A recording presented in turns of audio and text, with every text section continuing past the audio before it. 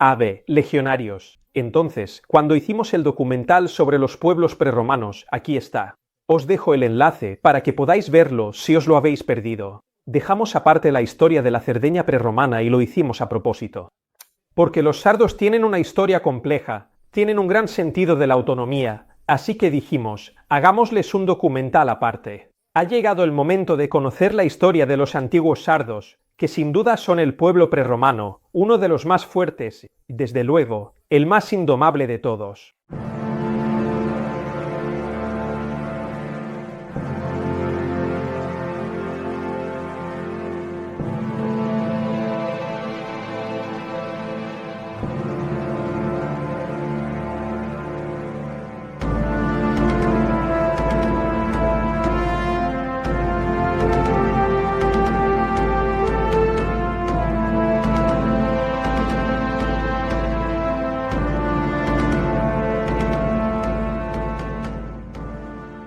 Evidentemente, nuestra historia, nuestro relato, parte de los orígenes del ser humano. Tenemos algunos hallazgos arqueológicos dispersos que datan de hace aproximadamente 18.000 años, por lo que estamos en el Paleolítico, y hay que decir que tenemos, claramente, muy poca información sobre las primeras poblaciones paleolíticas de la isla de Cerdeña. Sin embargo, la mayoría de los estudiosos coinciden en el hecho de que eran gracie. Poblaciones autóctonas que vivían en un estado de relativo aislamiento, es decir, no había comunicaciones ni intercambios particulares con las poblaciones vecinas. Así que, durante miles de años, los habitantes de Cerdeña vivieron en aislamiento. Pero en el 9000 a.C., y por tanto llegamos al Mesolítico, claramente se producen cambios, novedades. De hecho, hay toda una gran serie de colonizaciones, por tanto, grandes pueblos que provienen y parten principalmente de la península itálica y llegan a la isla de Cerdeña. Esta colonización masiva, este aporte de nuevas poblaciones, evidentemente sacude una realidad que llevaba milenios inalterada. Y lo más importante de todo, lo que sin duda se puede definir como un cambio histórico para Cerdeña, es la llamada revolución agrícola. Es decir, las poblaciones que inicialmente eran nómadas, con una estructura absolutamente primitiva, tras la revolución agrícola, se vuelven sedentarios y se dedican de manera regular a la agricultura y la ganadería. Así que hay una gran evolución del pueblo sardo, que se vuelve sedentario y, a partir de este momento, también a lo largo de los siglos siguientes, conseguimos identificarlo. Y también ubicar geográficamente las primeras culturas de Cerdeña. Este mapa que vemos nos muestra la principal. Hemos llegado al llamado Neolítico reciente y tenemos la cultura de Ocieri. Todas estas culturas toman su nombre de los lugares donde se han realizado hallazgos arqueológicos significativos, que luego han dado nombre a toda la cultura. La cultura de Ocieri es la primera gran cultura de Cerdeña y es bastante interesante. En primer lugar, estaba organizada en aldeas, claramente, y había unas cabañas típicas de la cultura de Ocieri, que son las que vemos aquí. En la reconstrucción, es decir, planta circular, con muros hechos de madera y eventualmente aislados con un poco de arcilla, y luego ramas que, obviamente, constituían el techo. La cultura de Ocieri, a nivel económico, está organizada en torno a algunos pilares fundamentales. La agricultura, como ya hemos dicho, se habían vuelto sedentarios, así que tienen una agricultura floreciente, una ganadería bastante desarrollada y también un gran sentido del comercio. Es decir, los sardos de Ocieri ya comercian con todo el Mediterráneo. Hay intercambios comerciales incluso con las regiones más remotas del Mediterráneo, así que tienen un radio de acción extremadamente amplio. Y esto lo vemos en las cerámicas de la cultura de Ocieri, que tienen un gran y profundo sentido del arte. Y hay una tendencia que se llama orientalizante, es decir, son claramente visibles en la producción de cerámica, de Ocieri, de signos, de la cultura, de las islas Cícladas o en general del Geo, por lo que evidentemente hay un intenso contacto e intercambio cultural con esta zona del Mediterráneo, tanto como para influir en la producción artesanal y en la producción manufacturera de Ocieri. Y otro elemento que caracteriza la cultura de Ocieri es la forma en que organizaban los cementerios. En la cultura de Ocieri existía el concepto de enterramiento colectivo. ¿Qué significa esto? Claramente, las aldeas estaban organizadas en grandes familias extensas que se podrían definir como clanes. Así, en la cultura de Ocieri, del mismo modo que las familias extensas habían vivido juntas durante la vida, también después de la muerte debían permanecer unidas. Por eso se desarrolla ese tipo de sepultura típica de Ocieri que se llama Domus de Llanes, que es la que vemos aquí. Son prácticamente cámaras funerarias excavadas en la roca. Y obviamente ahora no queda casi nada, pero estaban ricamente decoradas. Tenían muchas pinturas, frescos, objetos colocados en el interior y prácticamente se reconstruían las familias. Y así se enterraban los clanes cercanos, con los parientes, con los objetos que utilizaban en la vida cotidiana. Así que se intentaba precisamente reconstruir, incluso en un mundo rural, pero reconstruir realmente. Verdaderas necrópolis donde las familias permanecían juntas por la eternidad. Hay que decir también que existía un concepto. Pensaban que algún día también volverían a la vida, porque, al analizar los ciclos de la naturaleza, que evidentemente son eternos, se creía que lo mismo ocurría con el ciclo de la vida y la muerte. Así que los enterramientos colectivos en estas domos de los Anas son un ejemplo típico de la cultura de Ocieri, que por tanto estaba bastante desarrollada.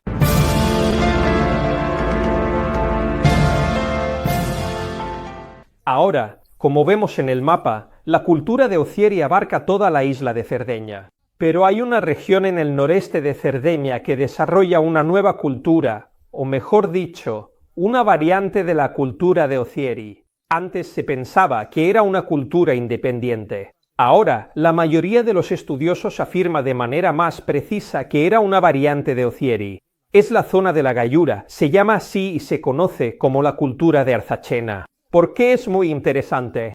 Porque estaba prácticamente formada por algunas aristocracias guerreras que se resistían a aceptar los cambios traídos por la colonización, por la introducción de nuevos pueblos. Se oponían a todos los cambios culturales, les importaba mantener el estado del orden primordial. Las antiguas tradiciones querían mantener la sociedad inmóvil, como en los siglos anteriores. Es una diferencia importante para los arqueólogos. Es algo extraordinario, porque es uno de los pocos ejemplos en la arqueología donde un pueblo mantiene sus tradiciones intactas. Así que tenemos la posibilidad de estudiar milenios de historia sin modificaciones particulares, precisamente porque estos aristócratas guerreros no querían cambiar nada. Por lo tanto, es una oportunidad única para estudiar los orígenes de Cerdeña. Esta cultura, de hecho, definida como una variante, tiene elementos singulares que son distintivos, que son las llamadas tumbas circulares. ¿Cómo organizaban el entierro?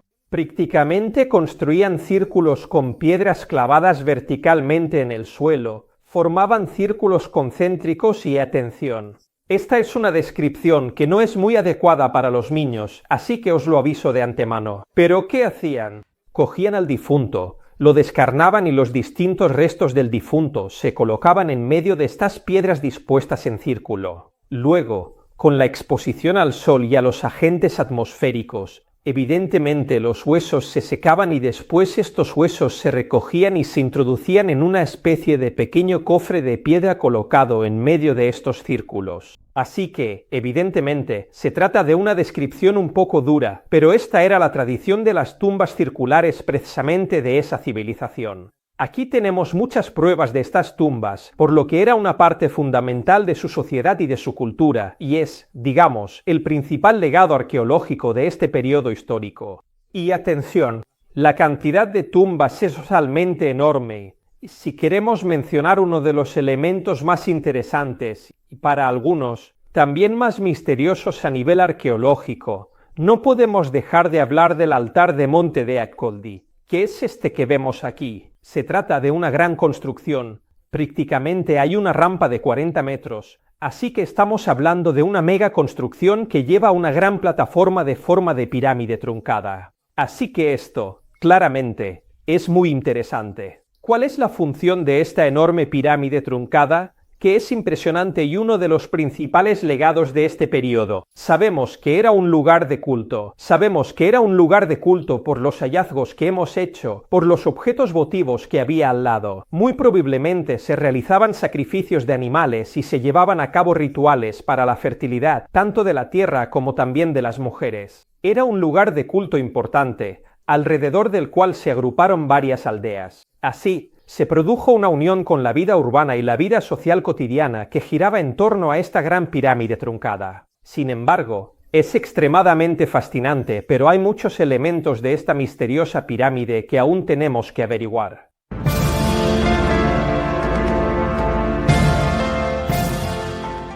Antes de continuar, Independientemente del tema del documental, yo sé una cosa: cualquier apasionado de la historia romana en el mundo daría todo lo que tiene por vivir 15 minutos en la antigua Roma, es decir, por teletransportarse 15 minutos a la Roma antigua. Escrita a mano todavía no tiene esa fuerza, pero ojo, aún así se puede hacer un viaje en el tiempo. En el siglo XV, un grabador muy famoso, Harman Schedel, se colocó en una posición elevada, observó la ciudad de Roma y creó esto, es decir, una reproducción fiel y bellísima de Roma vista desde arriba en el siglo XV. Y es como ver la Roma del siglo XV, o sea, como estar allí en esa época. Esto, por ejemplo, es el Coliseo. Aquí está el Panteón, ¿lo veis? Primero está la columnata inicial y luego la gran cúpula perfecta. Esta es la columna de Marco Aurelio. Si vais más a la derecha, mirad, esto es el castillo de San Angelo, es decir, lo que es el mausoleo de Adriano. Este es el muro que lo conectaba con el Vaticano, lo que hoy llamamos el Passetto di Borgo, y aquí está la Basílica Vaticana. Diréis, pero no tiene nada que ver, porque la forma de la Basílica Vaticana es así. Y sin embargo no, porque en ese momento, en el siglo XV, todavía tenía la forma que mandó construir el emperador Constantino. De hecho, esto que veis no es una construcción, una casa con un tejado alto. Esto de aquí es una pirámide. Se llamaba Pirámide Vaticana. Se creía que en ese lugar había sido enterrado Rómulo y estaba conectada con la pirámide Cestia, que aún existe hoy en día. Así que, como veis, es un viaje maravilloso por la Roma del siglo XV. Solo en tricieditore.it podéis comprar este maravilloso mapa para imaginaros, para estar allí, en el siglo XV, observando Roma.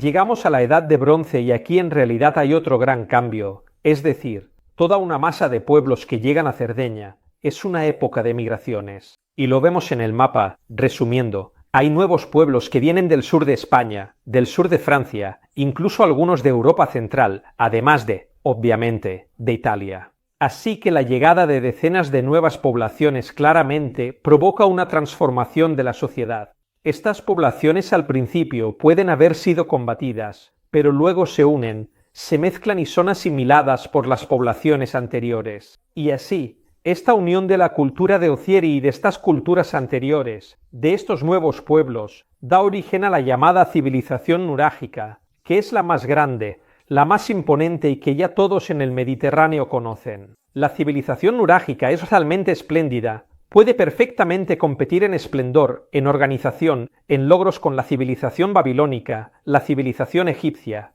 con los asirios, es decir, una de las grandes civilizaciones del antiguo Mediterráneo. La sociedad, desde el punto de vista económico, siempre se basa en los pilares que ya hemos mencionado antes, es decir, la agricultura, la ganadería y el pastoreo. Sin embargo, debemos señalar que existe una capacidad metalúrgica para trabajar tanto el cobre como el bronce que es muy avanzada, ¿verdad?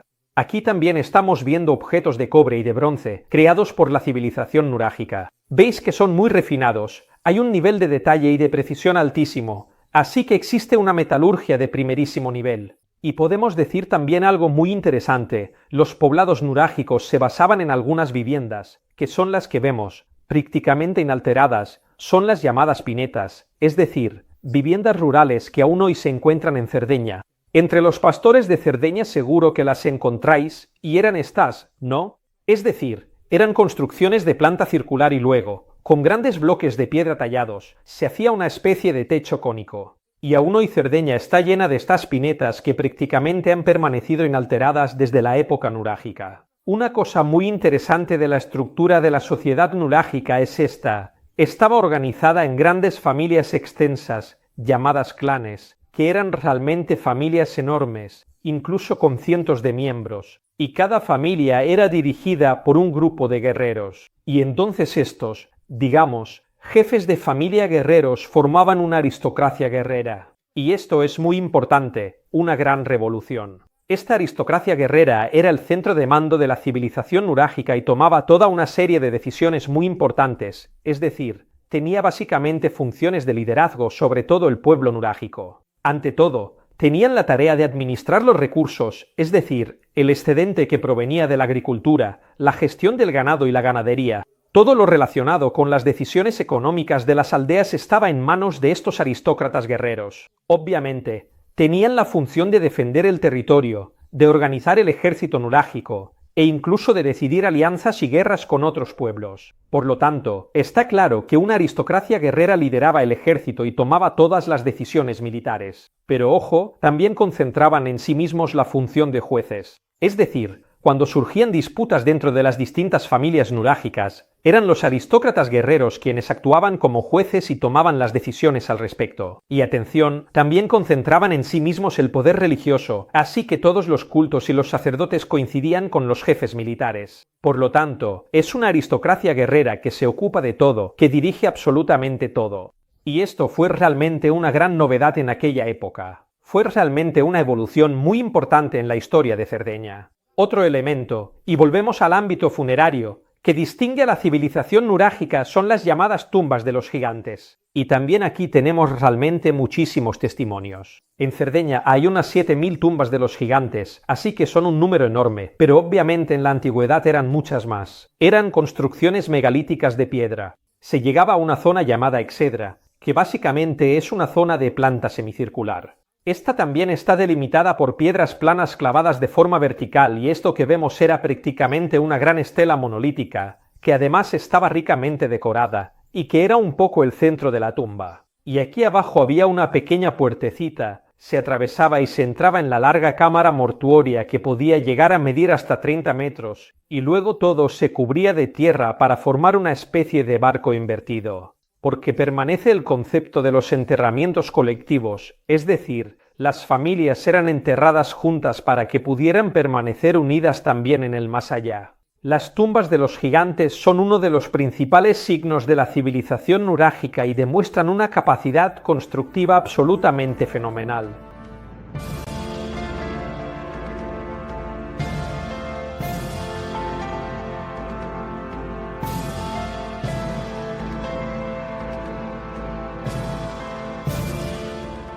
¿Pero por qué motivo se llama así la civilización nurágica? Precisamente por la construcción de los nuragués. ¿Qué son los nuragués? Los nuragués son, como vemos aquí en las imágenes, prácticamente enormes construcciones de piedra, llamadas construcciones megalíticas, que se realizaban utilizando grandes, realmente enormes bloques de piedra tallados que se colocaban uno encima del otro. En este caso no había una sustancia como el mortero que pudiera servir de aglutinante, sino que se colocaban uno sobre otro. Esto se llama colocación en seco, construcción en seco.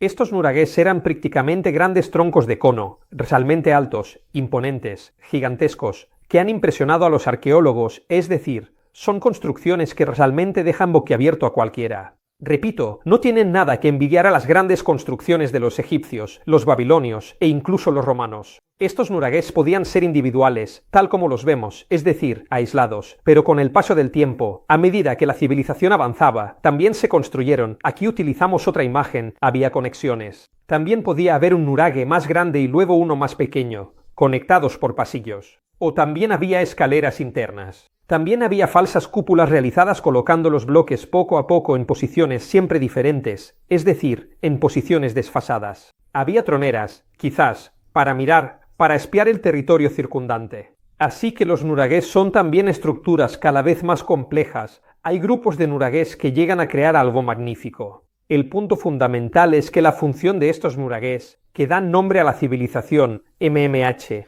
ha sido descifrada solo en parte, es decir, hay estudios para entender para qué servían. Digamos que, entonces, ante todo el hecho de que estén situados en puntos estratégicos para dominar el territorio, lleva inmediatamente a pensar en una función militar, es decir, servían para controlar el territorio, eran torres defensivas, así que desde el punto de vista puramente militar. Y esta es la teoría principal. Pero luego se han añadido otras ideas. Por ejemplo, el hecho de que alrededor hemos encontrado muchos restos de cabañas significa que también podía ser el centro de los poblados, así que también un centro social, un poco como el foro romano, claramente de forma diferente, pero me refiero a la función. Así que quizá también podía ser un centro de reunión, el punto de referencia de varios pueblos. El hecho de que hayamos encontrado a menudo altares, imágenes votivas, estatuillas votivas, sugiere que también tenían una función religiosa.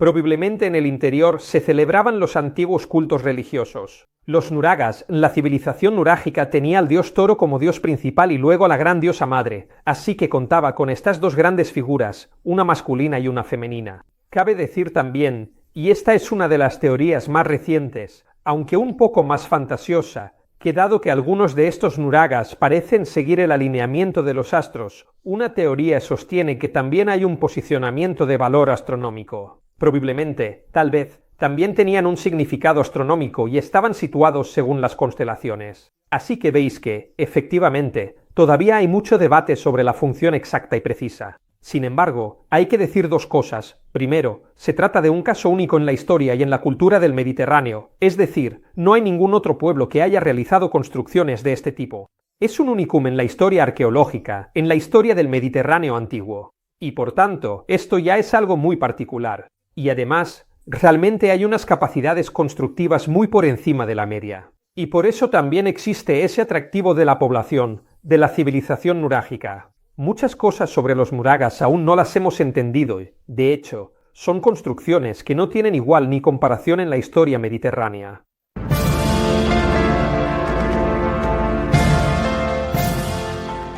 Queriendo concluir el documental con otra cuestión, otra incógnita de la historia de la arqueología, no se puede dejar de mencionar a los Sardana. Ante todo, se llaman Sardana. Muchos los pronuncian también Sardana, pero según las fuentes que hemos encontrado en Ugarit, que es una ciudad cerca de Siria, una antigua ciudad cerca de Siria, la vocalización más correcta es Sardana. Los Sardana eran un pueblo que aparece mencionado en las antiguas fuentes egipcias. En particular, existen algunas cartas intercambiadas entre el faraón Akenatón y el rey Raibada, rey de la ciudad de Biblos. Estamos hablando del actual Líbano. En estas cartas entre el faraón egipcio y el rey de Biblos se menciona por primera vez a estos Sardana. Se les menciona como navegantes excepcionales, es decir, un pueblo de navegantes de una destreza descomunal, que además poseían naves de guerra, pero también barcos mercantes muy avanzados para su época. Quizá eran los mejores navegantes del Mediterráneo, no tenían nada que envidiar a nadie. Pero ojo, también se les considera y menciona como piratas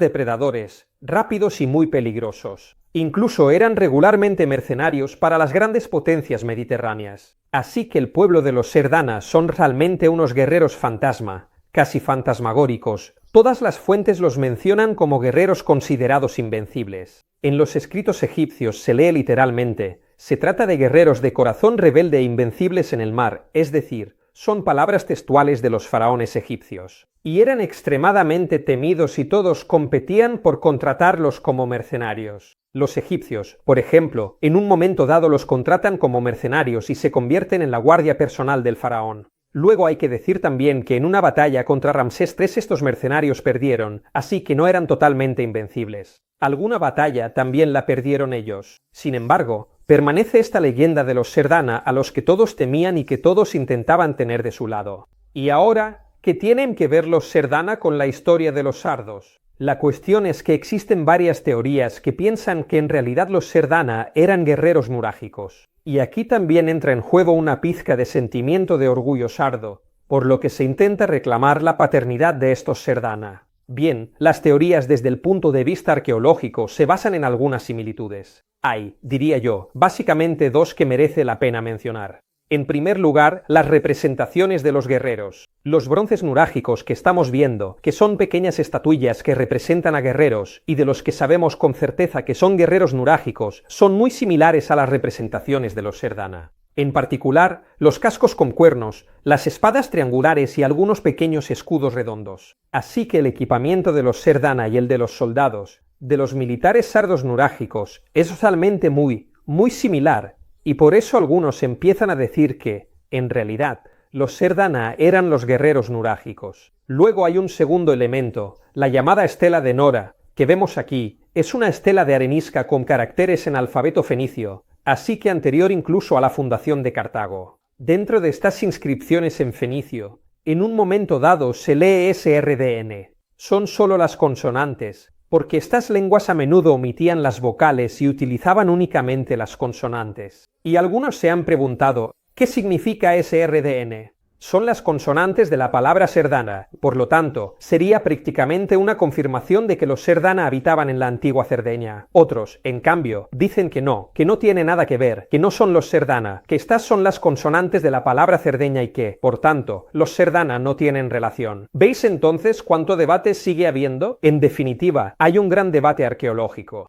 Algunos piensan que los Serdana eran básicamente los guerreros sardos. Otros, en cambio, no, dicen que aún no están convencidos, que sería bonito para la historia de los sardos, pero que no hay pruebas suficientes. Y por eso, a día de hoy, siguen quedando muchas incógnitas. Sin embargo, permanece este mito de los Serdana que muchos, aunque no de manera definitiva, en algún momento relacionan con los antiguos y gloriosos guerreros sardos.